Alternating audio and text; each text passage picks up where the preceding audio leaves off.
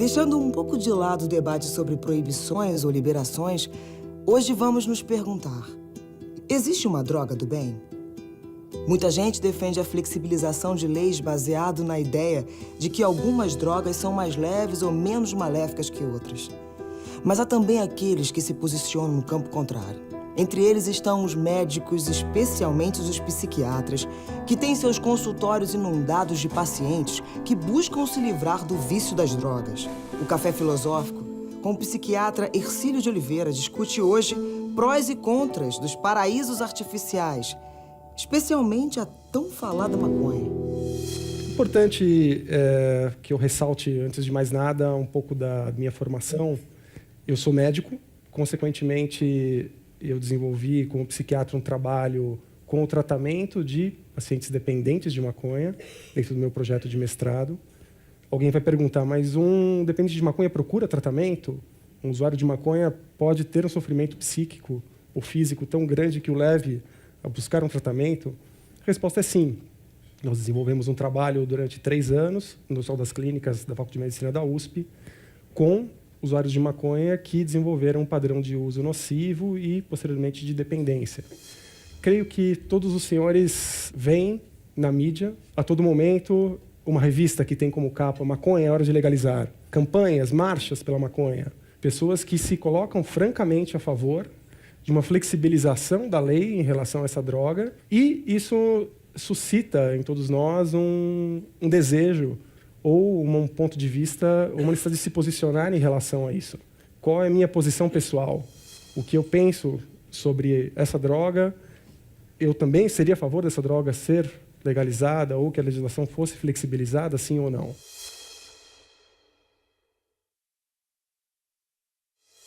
Há relatos de sítios arqueológicos com idade superior a 10 mil anos, nos quais foram identificados artefatos provenientes da planta cannabis sativa.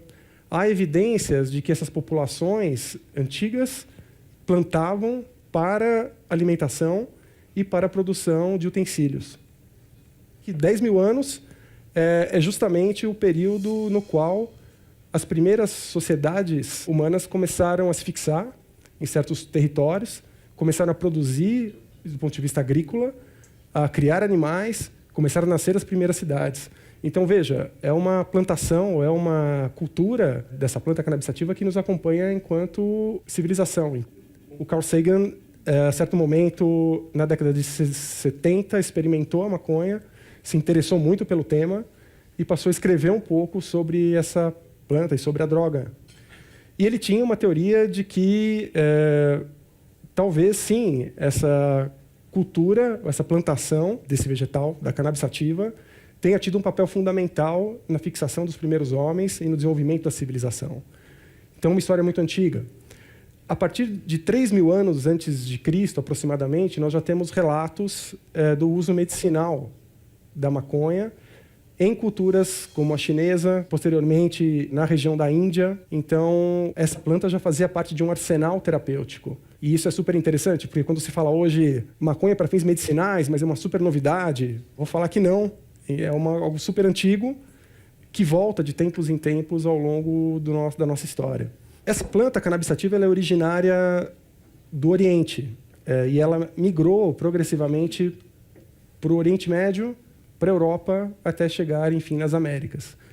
Os primeiros relatos de uso recreativo, recreacional da cannabis sativa são de aproximadamente 400 a.C., até pelo escritor Heródoto. 7 mil anos antes de Cristo, circulava na Ásia Central e na Europa do Leste um povo bárbaro e nômade chamado Citas. Heródoto, historiador grego da Antiguidade, descreve aqueles que foram os responsáveis por levar a maconha à Europa. Neste país, a Sítia, cresce uma espécie de cânhamo, tanto em cultivo como em estado selvagem. Os citas fazem uso deles em suas saunas e colocam sementes em pedras ardentes. Elas produzem fumaça de um vapor melhor que qualquer banho grego. Transportados por esse vapor, logo eles se colocam a gritar. A droga veio se ocidentalizando com o passar do tempo, chegou no Oriente Médio, no norte da África.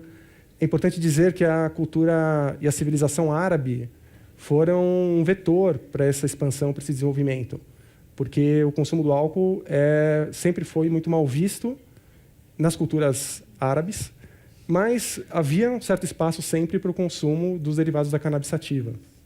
Então, essa substância era utilizada como droga recreacional, como droga em rituais, e com isso foi se ocidentalizando até alcançar a Europa.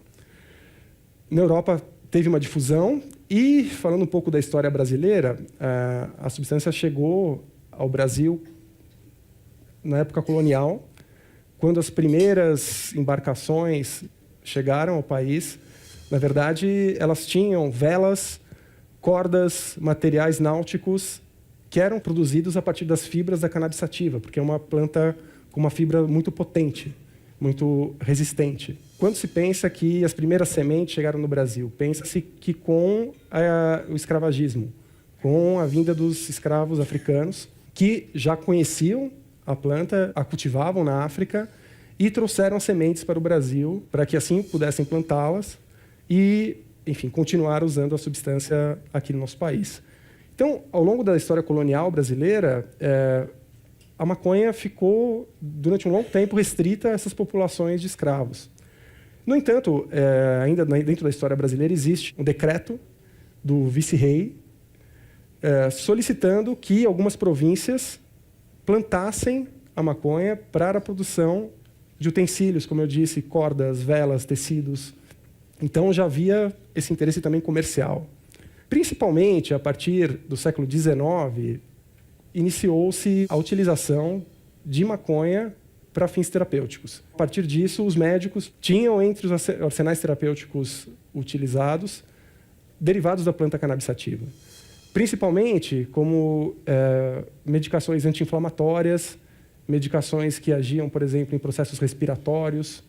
E ela ganhou, a cannabis sativa ganhou essa importância como substância de uso médico.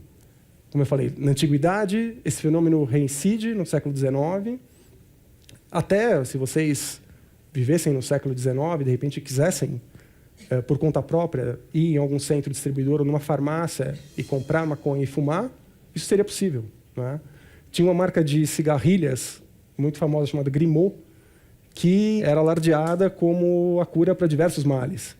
Então, tosse, inflamações, e a venda era totalmente liberada. Isso não era só um fenômeno no Brasil, no mundo inteiro.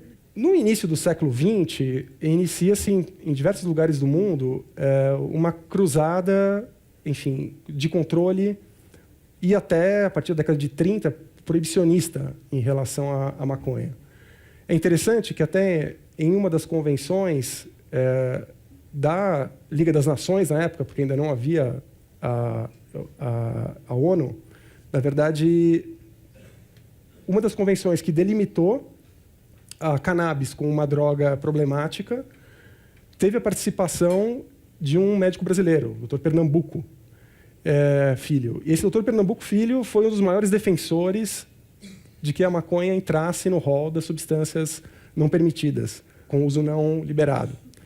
Então, começa a ocorrer no século XX, progressivamente, essa caça à maconha, até que, por fim, as legislações são cada vez mais restritivas, até que, por fim, um documento do qual o Brasil é signatário, de 1961, coloca o Brasil no rol dos países que listam a maconha como droga perigosa e, consequentemente, proíbem o plantio, a comercialização e o consumo dessa substância. Deixou de ser uma droga considerada ilícita, tornou-se uma droga ilícita, mas continua extremamente popular.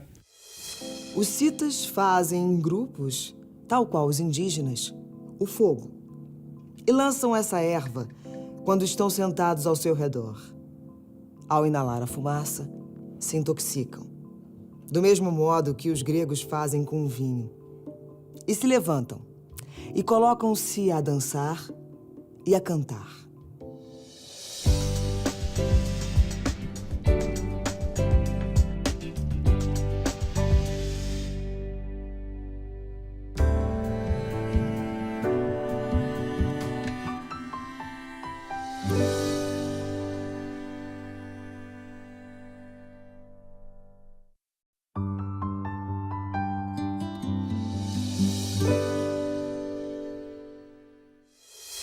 Apesar da atual áurea de positividade em torno da maconha, a cannabis sativa está na origem de uma palavra inusitada: assassinos. Vem de haxixiins, usuários de haxixe, que eram membros de uma tribo persa do século XI. Antes do combate, eles se entorpeciam ficando mais violentos, cruéis e sem piedade. O haxixe é um derivado da maconha com altíssima concentração do princípio ativo da droga. O que não impediu que, através dos séculos, a maconha se tornasse uma droga popular, embora proibida. O psiquiatra Hercílio de Oliveira fala agora no Café Filosófico sobre a disseminação da maconha e suas consequências no Brasil e em todo o mundo. No mundo, a maconha é de longe, mas de longe, a substância ilícita mais consumida.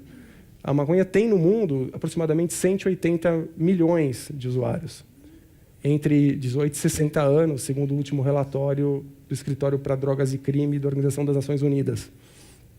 Além disso, mesmo dentro da população brasileira, as nossas proporções de uso na vida são aproximadamente entre 6% e 7%, de acordo com os últimos levantamentos.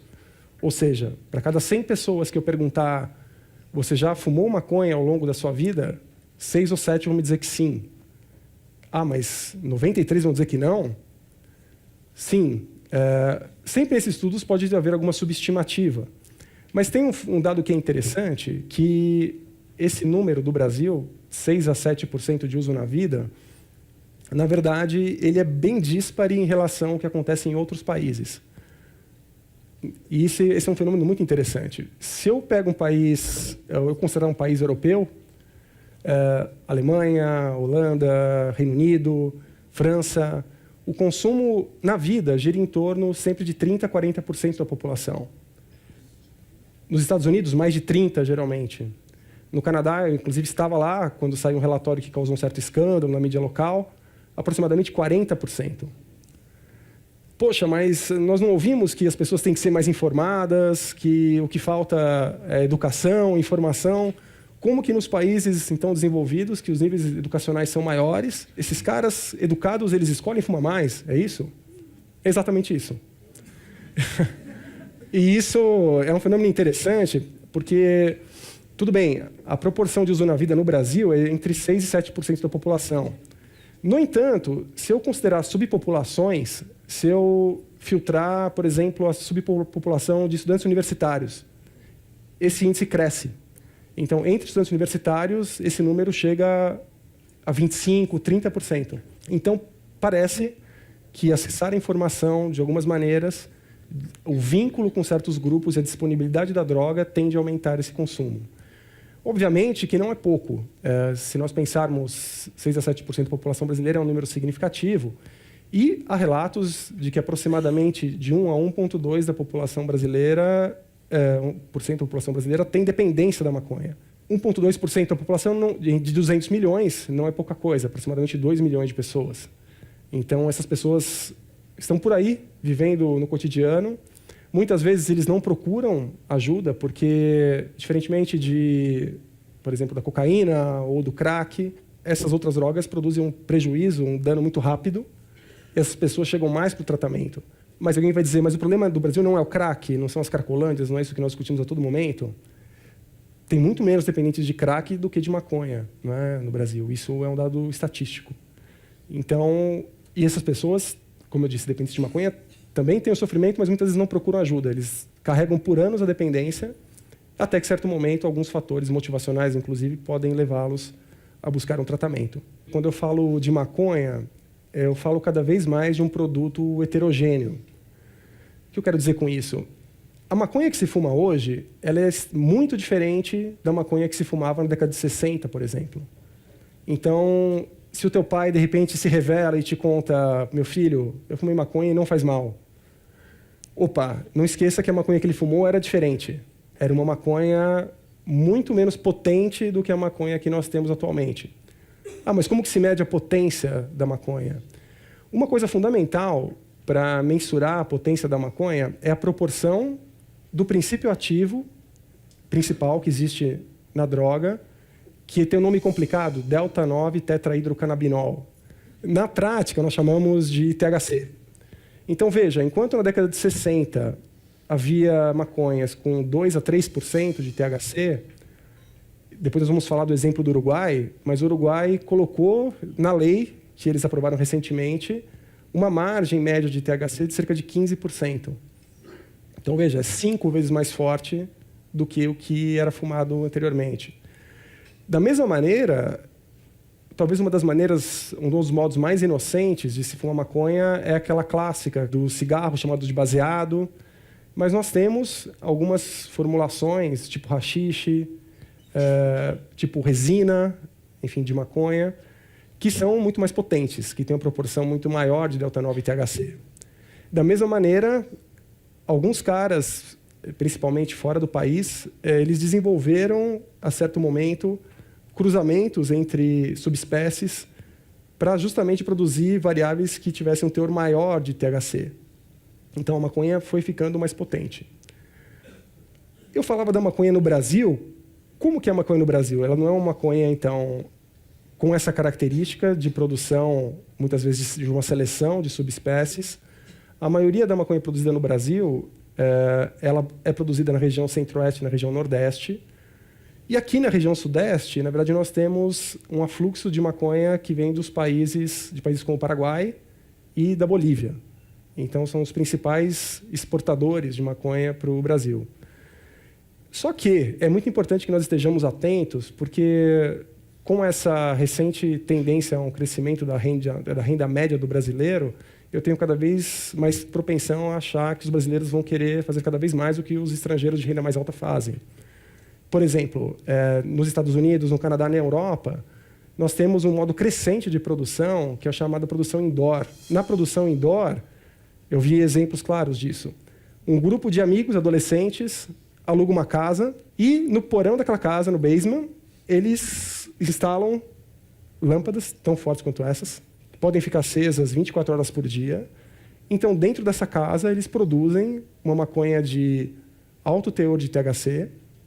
Consequentemente, eles comercializam essa substância com alto valor agregado e, assim, tocam um negócio. Essa é uma coisa muito importante.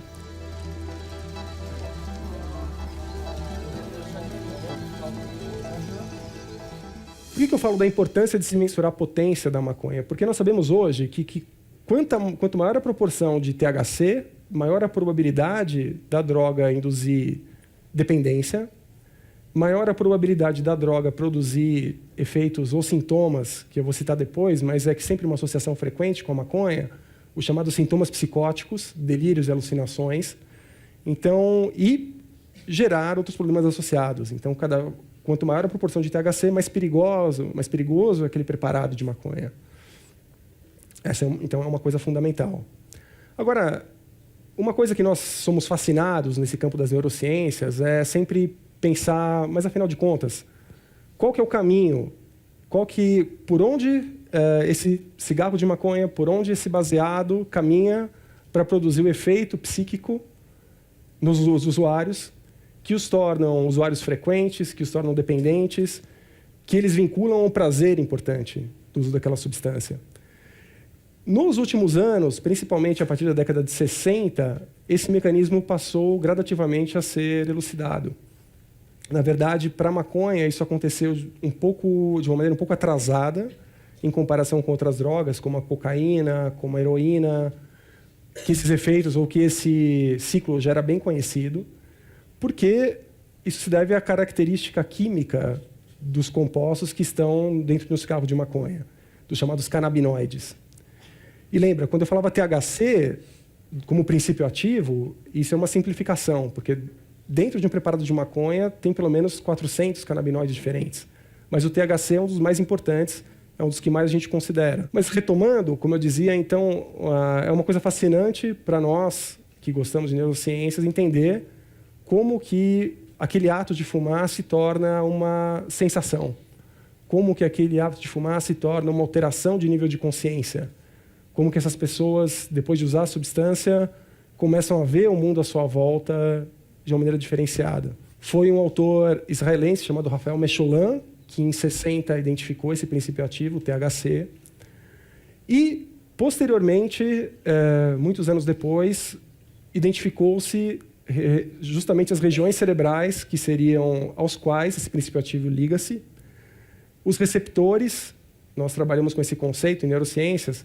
Receptores são determinadas proteínas presentes nas células, no caso do cérebro, os neurônios, as quais a substância psicoativa ou alguma substância fisiológica liga-se para produzir um determinado efeito. Então, quando o indivíduo fuma maconha, ele, ao absorver a fumaça, ele absorve os canabinoides. Esse canabinoide entra na circulação sanguínea, atravessa o que a gente chama de barreira hematoencefálica, chega ao cérebro, liga esses receptores e aí a experiência de fumar maconha começa.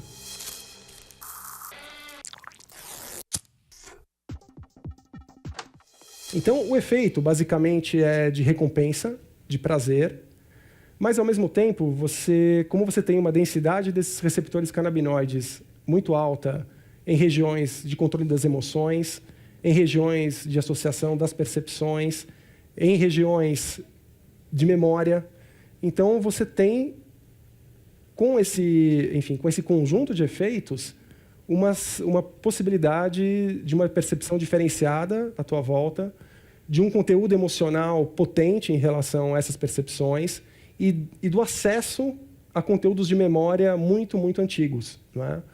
Por exemplo, você pode ver um certo filme, ver que passa-se numa escola, você pode se sentir emocionado e lembrar do nome do cara que sentava do teu lado na carteira quando você estava na primeira série. E quando você vai testar isso, muitas vezes é verdade. Né? Você conseguiu acessar uma memória que estava extremamente guardada. Então, a droga produz isso? Produz. Né? E eu falo essas coisas e não entendam, por favor, depois isso vai ficar muito claro aqui, a descrição desses efeitos como uma apologia ou como incentivo ao uso, não é essa a ideia. Toda tentativa de demonizar, enfim, uma substância, uma droga ou qualquer outro comportamento humano, na verdade, se ela não tiver consistência, ela cai em descrédito. E aí não se consegue discutir em alto nível e perde-se esse efeito. Então, as pessoas usam maconha porque, sim, daquele uso elas obtêm um prazer. Naquele momento, é uma sensação prazerosa. Claro, esses receptores canabinoides, eles estão presentes também em outras regiões do cérebro. Por exemplo, na região do hipotálamo.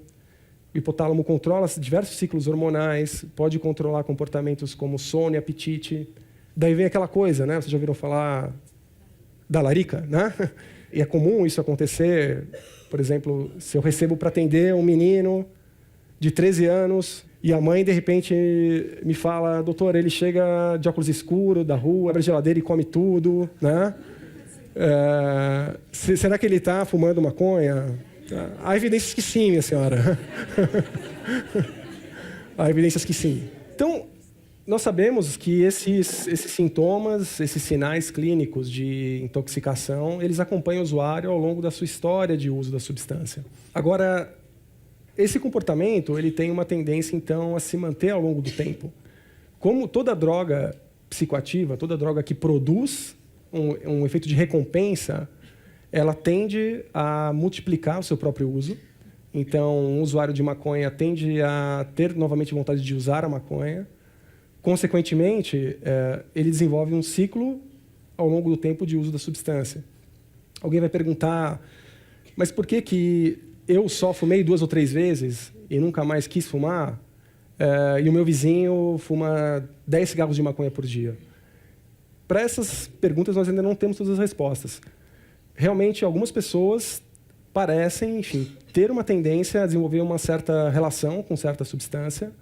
Isso tem a ver com diversos fatores, do efeito psicoativo que a substância provoca para aquele indivíduo. Muitas vezes a substância vem e preenche uma lacuna em relação a alguma dificuldade que aquele indivíduo tem, por exemplo, de ansiedade. No meu estudo, na verdade, eu percebi que a comorbidade, ou seja, a presença de um diagnóstico de um transtorno de ansiedade conjunto era muito comum em pessoas dependentes de maconha. Então, utilizar uma substância relaxante talvez fosse uma espécie de automedicação para essas pessoas. Então, é algo que tem que ser também considerado. Tem um estudo muito interessante que saiu há aproximadamente 4 anos no Lancet, que é um periódico muito renomado, com alto impacto, que justamente se propôs a avaliar, afinal de contas, qual que é o dano efetivo que as substâncias produzem. Então, para esse estudo, ele utilizou uma metodologia de convidar especialistas, experts, nessa área de álcool e drogas, e pedir para que esses experts dessem notas para cada uma das substâncias, lícitas e ilícitas, em dois contextos. No contexto dos males que ela produz para o próprio indivíduo usuário e no contexto dos males que ela produz para a sociedade. Vocês acham que a maconha ficou em primeiro? Não ficou. Na verdade, a maconha ficou em 7º lugar. Antes da maconha, em primeiro lugar, disparado, ficou o álcool. Pouco depois ficou o tabaco. Pouco depois a cocaína. E a maconha ficou em 7º lugar. Então, evidente que fumar maconha é alterar o nível de consciência, é colocar uma substância que destoa da fisiologia do nosso corpo. E, fazendo isso, nós fazemos algo que não é o mais saudável. O mais saudável é dormir bem, o mais saudável é fazer esporte, o mais saudável é se alimentar bem. Esse é o melhor panorama. Mas nós, seres humanos, a certo momento, optamos por usar essas substâncias que atuam no nosso cérebro, que modificam a nossa consciência e que nos dão prazer. É uma escolha que nós fazemos. E dentro dessa escolha que nós fazemos, nós temos uma literatura, nós temos estudos demonstrando que a maconha nem é a droga que provoca mais dano. Veja, eu digo, ela nem é a droga que provoca mais dano. Eu não disse a maconha não provoca dano. E é disso que eu vou começar a falar agora. Então, fumar maconha pode fazer mal? A resposta é sim. And now, the acid test.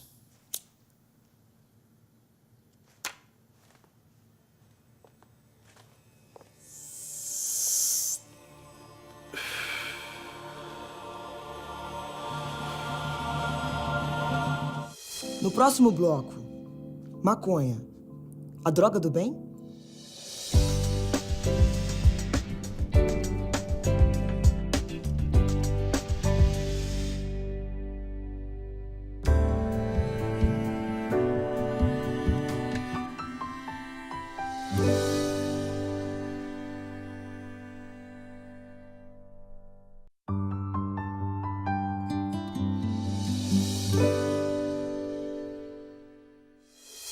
Baudelaire, autor de Paraísos Artificiais, era usuário de haxixe e vinho.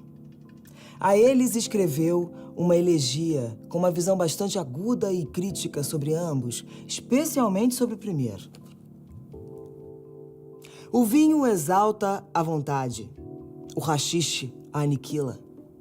O vinho é suporte físico, o haxixe é uma arma para o suicídio. O vinho nos torna bons e sociáveis. O haxixe nos isola. Um é laborioso, por assim dizer, o outro essencialmente preguiçoso. Enfim, o vinho é para o povo que trabalha e que merece bebê-lo. O haxixe pertence à classe dos prazeres solitários. É feito para os miseráveis ociosos. Fumar maconha pode fazer mal? A resposta é sim. Tanto problemas físicos quanto problemas psíquicos. Hoje nós sabemos que estudos da função pulmonar demonstram que usuários frequentes de maconha podem evoluir com alterações celulares pulmonares, muitas delas pré-malignas, enfim. E, além disso, a maconha, através da sua fumaça, tem proporções muito semelhantes ao tabaco, de alcatrão, e diversos outros carcinógenos, substâncias que desencadeiam neoplasias, cânceres. Então, há sim a ideia de que a maconha pode ser associada a maior incidência de câncer, tanto pulmonar quanto de cavidade oral, porque realmente essas alterações são verificadas. No entanto, é importante dizer, do ponto de vista metodológico de um estudo, é muito difícil, muitas vezes, atribuir a causa ou atribuir à maconha esse papel de única culpada pelos problemas. Por quê? Vocês vão convir comigo que muitas dessas pessoas que desenvolveram câncer no futuro também foram usuários de tabaco anteriormente. Dessa maneira, é muito difícil você atribuir só ao efeito da maconha a origem, por exemplo, de um câncer de pulmão. Da mesma maneira, nós temos relatos de estudos que demonstram um aumento de mortalidade em pessoas que tiveram, por exemplo, um infarto do miocárdio. Se essas pessoas são usuárias de maconha frequente, elas podem evoluir com um aumento de mortalidade. Como isso acontece? A maconha age não só no sistema nervoso central. Nós temos aqueles receptores canabinoides que eu citei também em diversos outros órgãos e sistemas, em proporção bem menor em relação ao sistema nervoso central, mas também presentes. Por exemplo, nós sabemos que o uso de maconha produz uma vasodilatação periférica com uma taquicardia reflexa. Por isso que quem muitas vezes utiliza maconha fica com o olho vermelho, porque você tem uma dilatação de alguns vasos. Consequentemente, com a tendência de queda da pressão arterial, com a vasodilatação, você tem um aumento da frequência cardíaca. E para alguém que já teve um infarto miocárdio, aumentar o trabalho cardíaco pode ser associado à mortalidade. Dentre os problemas psíquicos, nós temos dois tipos de fenômenos principais, assim posso chamar. Então, nós temos os transtornos comórbidos. O que é isso? Nós temos um estudo que é um clássico da década de 80, de um autor chamado Andreasson, sueco, que acompanhou um número muito grande de inscritos no exército sueco, cerca de 50 mil. E ele verificou que, no início do estudo, os militares tinham 18 anos. Os que, no início do estudo, tinham fumado pelo menos 50 vezes a maconha, acompanhando esses sujeitos 15 anos depois, eles tinham um risco 2 vezes maior de serem diagnosticados com esquizofrenia em relação àqueles que não tinham fumado maconha de uma maneira pesada. Então, na verdade, existe uma força de associação entre fumar maconha e ser diagnosticado com um transtorno dito psicótico, como é o caso da esquizofrenia, por exemplo. Além disso, estudos mais recentes continuaram demonstrando essa tendência, com associações mais fortes ou mais fracas, mas até alguns estudos de meta-análises. Traduzindo, meta-análise é um estudo realizado para dirimir alguma dúvida na literatura quando os dados ainda são inconclusivos. Então, eu reúno um grande número de estudos. A partir da união desses estudos, eu consigo somar esses achados e, consequentemente, eu consigo tirar conclusões baseadas em amostras populacionais muito maiores.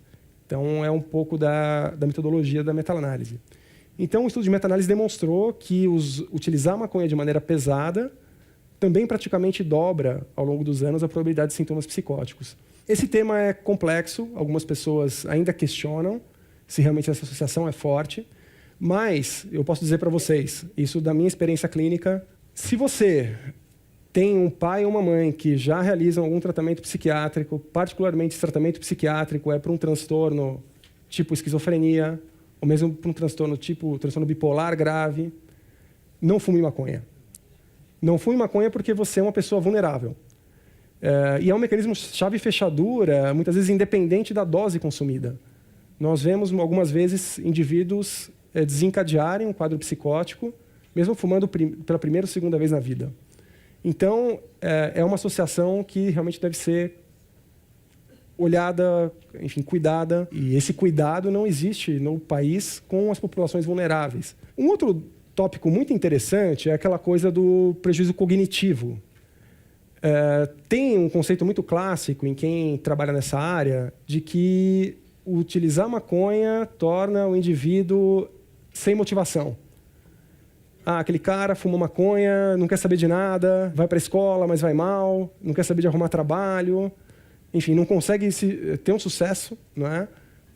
Na vida pessoal, profissional, ele vai ficando com prejuízos. Então, esse é um conceito muito intuitivo dessa síndrome motivacional, e hoje nós achamos que isso está muito vinculado a um efeito que a maconha sim possui de produzir prejuízo cognitivo. O que eu quero dizer com prejuízo cognitivo? Então, o usuário de maconha frequente e pesado, ele tende a ter uma atenção reduzida, ele tende a ter um aprendizado verbal prejudicado, e ele tem uma memória prejudicada também. Como eu falei, se vocês repararem, eu estou citando alguns prejuízos que têm a ver com alguns dos lugares do cérebro nos quais a maconha justamente tem o seu efeito. Então, essas pessoas que são usuárias crônicas, elas vão desenvolver esses prejuízos. elas vão perder gradativamente o interesse que elas possuíam antes, por exemplo, em atividades que requerem um desempenho cognitivo mais acentuado, como aprendizado, como estudo, enfim, como até um trabalho numa certa circunstância, se esse trabalho depender de um funcionamento cognitivo. Agora, a questão que vem logo na sequência, mas esses prejuízos, eles são temporários ou eles são duradouros? E essa é uma questão de grande discussão na literatura. Realmente, alguns autores defendem que, poucos meses depois de interromper o uso da maconha, aquele indivíduo conseguiria voltar a funcionar normalmente, do ponto de vista cognitivo, e outros não. Outros defendem que alguns prejuízos, sim, podem ser mais prolongados, podem ser definitivos. Então, nós temos uma ambivalência, não temos ainda uma resposta definitiva sobre isso. Agora, uma coisa que nós temos assim como certa é que algumas populações, tipo adolescentes e pessoas, como eu disse, com uma predisposição biológica a outros transtornos, essas populações elas têm que ser protegidas do uso da maconha. Por quê? Porque nós temos estudos de acompanhamento de adolescentes demonstrando que usar maconha com antes de 15 anos aumenta em 5 vezes o risco, na idade adulta, do desenvolvimento de dependência de outras drogas. Em 5 vezes. É muito potente. Da mesma maneira, usar maconha precocemente produz um abandono escolar em proporções muito maiores em relação aos não usuários de maconha. Além disso, alguns estudos de imagem cerebral de adolescentes usuários pesados de maconha demonstram algumas alterações em regiões cerebrais específicas, como o hipocampo, que é a região da memória, e alterações entre a conectividade neuronal.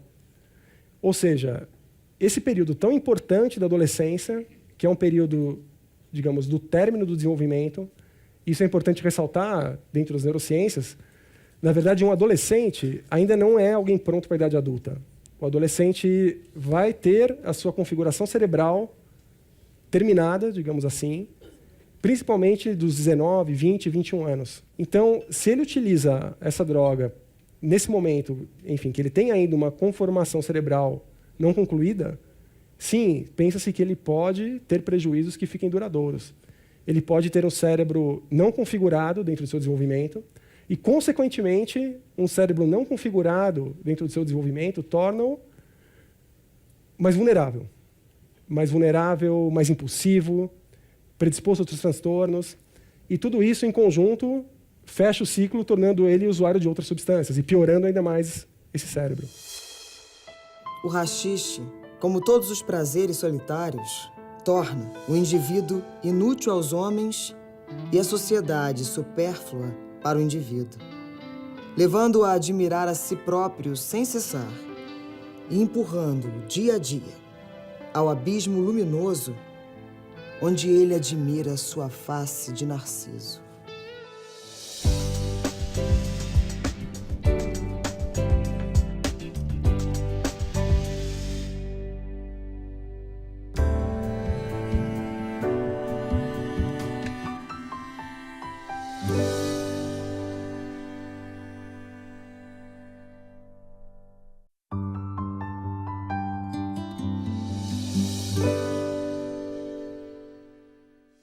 But isn't marijuana or dope illegal? Only for those who enjoy it. Medical use of marijuana is legal in this state. Okay, let's see. Toke as needed. Caution, objects may appear more edible than they actually are.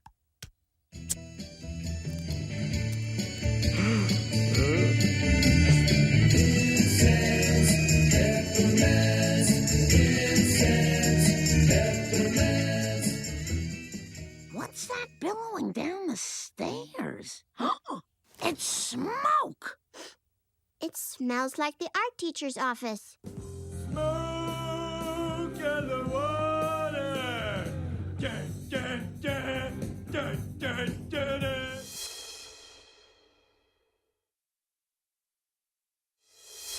Eu citei esses receptores canabinoides, essas proteínas que estão no cérebro e que ligam-se ao THC e a outros canabinoides. Mas só que eu simplifiquei um pouquinho, existem 2 tipos. Existe um outro tipo chamado tipo 2, então tipo 1, mais o sistema nervoso, tipo 2, mais presente em células do sistema imunológico. Nós sabemos que fumar maconha pode, por essa ação em receptores canabinoides tipo 2, desencadear uma modulação do sistema imunológico, geralmente com uma tendência a uma imunossupressão.